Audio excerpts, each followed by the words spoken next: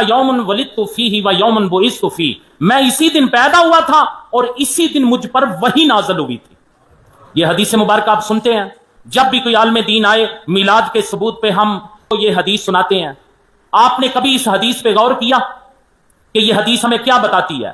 آج ہم میلاد کے نام پہ گھوڑے تو نچوا رہے ہیں، اونٹوں پہ بیٹھ کے ہم میلاد منا رہے ہیں۔ جو میلاد کو نہیں مانتے، جو حدیث مبارکہ ہم ان کے سامنے رکھتے ہیں، کبھی اس پہ ہم نے غور نہیں کیا۔